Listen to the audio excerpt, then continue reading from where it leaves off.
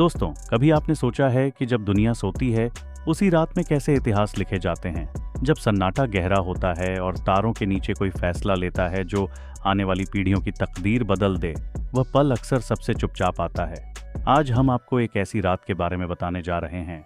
कोई फिल्मी कहानी नहीं, बल्कि एक ऐसी घटनाक्रम जो वाकई में भौगोलिक और राजनीतिक नक्शे को बदलने वाली थी।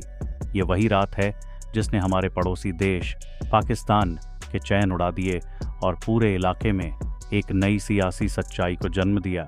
ये घटना अफगानिस्तान के बगराम एयरबेस से जुड़ी है और जो हुआ उसने भारत को एक ऐसा सामरिक लाभ दे दिया जिसकी कल्पना दशकों से सभी कर रहे थे। याद कीजिए, कुछ साल पहले तक बगराम अमेरिकी प्रभाव का सबसे बड़ा प्रतीक था। वहाँ के कैंप और हवाई पट्टियाँ इतनी विशाल थीं कि विदेशी सैनिकों ने उसे मिनी अमेरिका कहना शुरू कर दिया था। पर वक्त ने करवट ली और जब अमेरिका वहां से वापस निकला तो एक बड़ा सवाल हवा में गूंज उठा। अब बगराम का मालिक कौन होगा?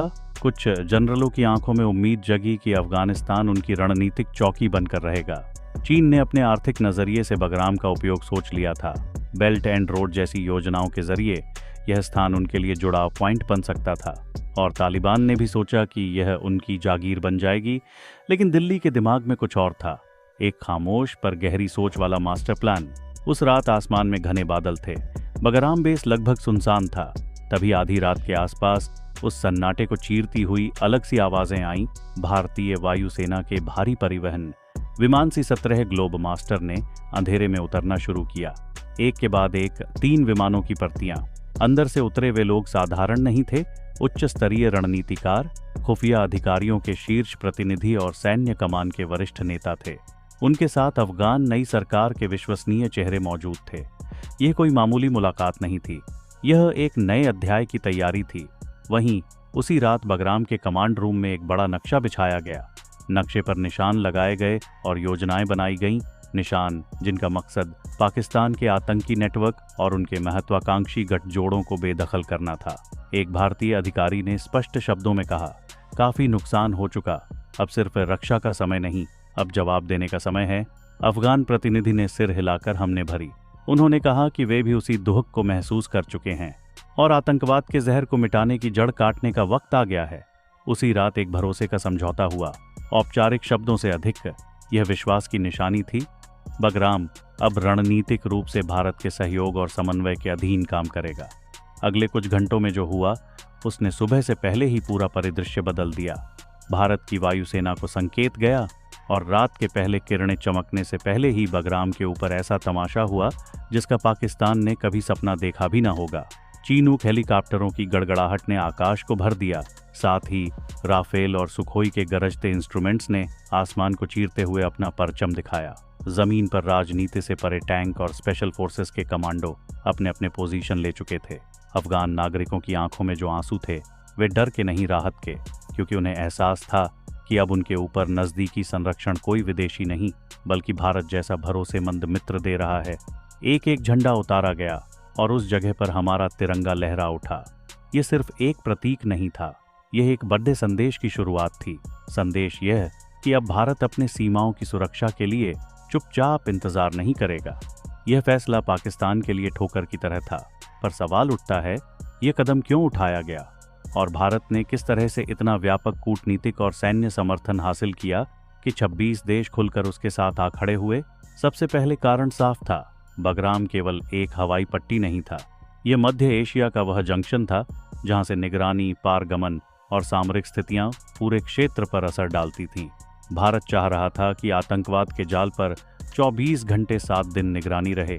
चीन पाक CPC जैसे आर्थिक कॉरिडोर को सीमित किया जा सके और आतंकवाद के खिलाफ निर्णायक ऑपरेशन की शुरुआत हो सके। बगराम पर तैनाती शुरू होते ही भारत ने अत्याधुनिक रडार तंत्र लगाए, ऐसे रडार जो सैकड़ों किलोमीटर तक हर हवाई हलचल पकड़ सकते थे। हंटर ड्रोन और उच्च क्षमता वाले मिसाइल सक्षम UAVों को भी मौके पर तैनात किया गया। पर असली ताकत आई इलेक्ट्रॉनिक वॉरफेयर से। यह वो डिजिटल कवच था जिसने दुश्मन के रडार और कम्युनिकेशन को प्रभावित कर दिया।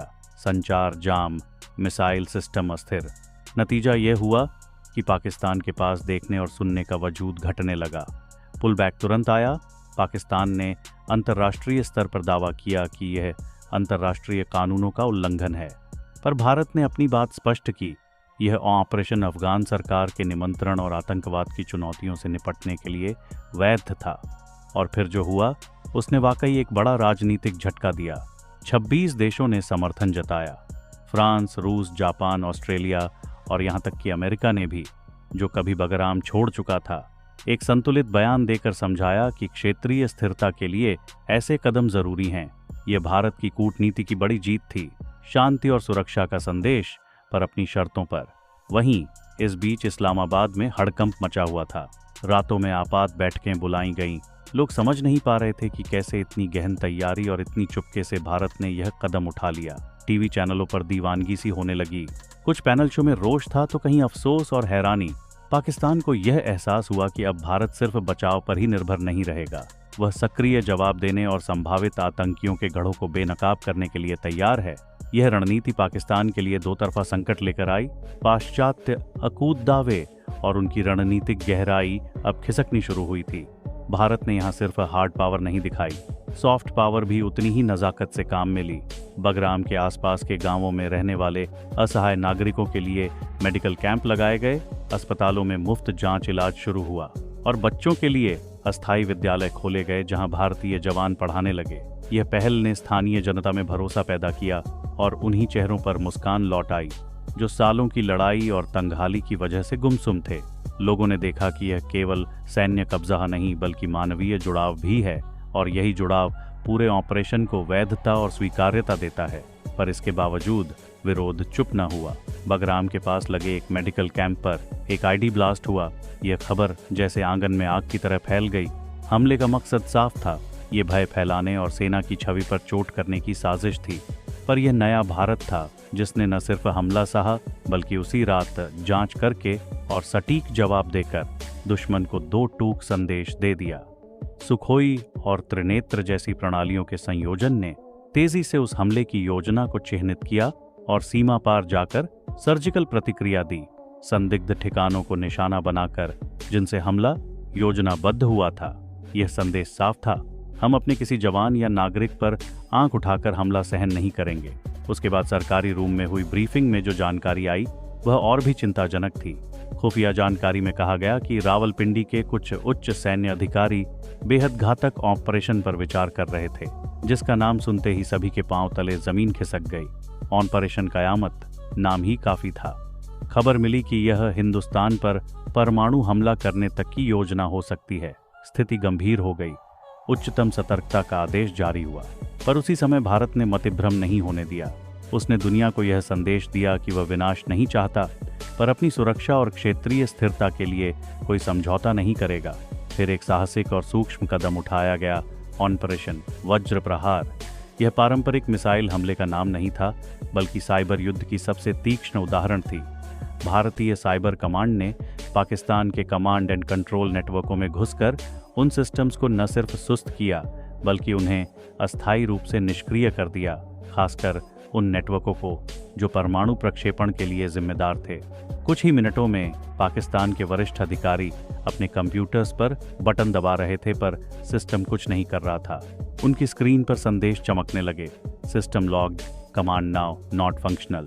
ये दुनिया का शायद सबसे बड़ा डिजिटल रोकथाम था जिसने एक संभावित परमाणु त्रासदी को टाल दिया। बगराम अब केवल एक सैन्य ठिकाना नहीं रहा, वह एक प्रतीक बन गया। यह प्रतीक था भारत की चेतना, इसका साहस और उसका आत्मविश्वास। यह दिखा दिया गया कि जब नीयत सीधी हो और देश के हितों की रक्षा करना उद्देश्य हो तो असंभव भी संभव बन जाता है। दुनिया को भी यही संदेश गया। भारत अब एक नई रणनीतिक दिशा में है। वह शांति चाहता है, पर वह अपने स्वाभिमान और नागरिकों की सुरक्षा के लिए कटिबद्ध है। इस पूरी प्रक्रिया ने पाकिस्तान को भीतर से डिगा दिया। उसकी रणनीतिक पकड़ कमजोर पड़ी। आंतरिक हालात उथल पुथल में आए। स्थानीय टीवी चैनलों पर बहसें तेज हुईं, जनरल्स के चेहरों से आत्मविश्वास छिन गया और राजनीतिक नेतृत्व उलझन में दिखा। वहीं भारत के भीतर एक तरफा उत्सव था। लोग बढ़ता हुआ आत्मविश्वास महसूस कर रहे थे। सोशल मीडिया पर जय हिंद के नारों की बौछार थी और राष्ट्र ने मिलकर गर्व महसूस किया कि उसने न सिर्फ अपनी सीमाओं की रक्षा की बल्कि मानवीयता और न्याय के नाम पर एक नया मानक भी स्थापित किया।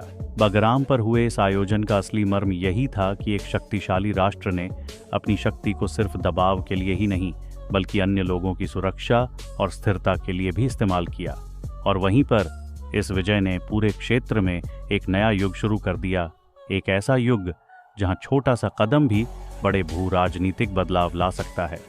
अगर ये वीडियो आपको पसंद आया हो तो इसे लाइक ज़रूर कर दीजिए, चैनल को सब्सक्राइब कर दीजिए और बेल आइकन दबाना मत भूलिए। कमेंट में लिखिए भारत माता की जय और अपने परिवार व दोस्तों के साथ इसे शेयर कीजिए, ताकि हर भारतीय को पता चल सके कि सीमा के पीछे क्या क्या होता है और कैसे हमारी हिफाजत के लिए अहम फैसले लिए जाते हैं।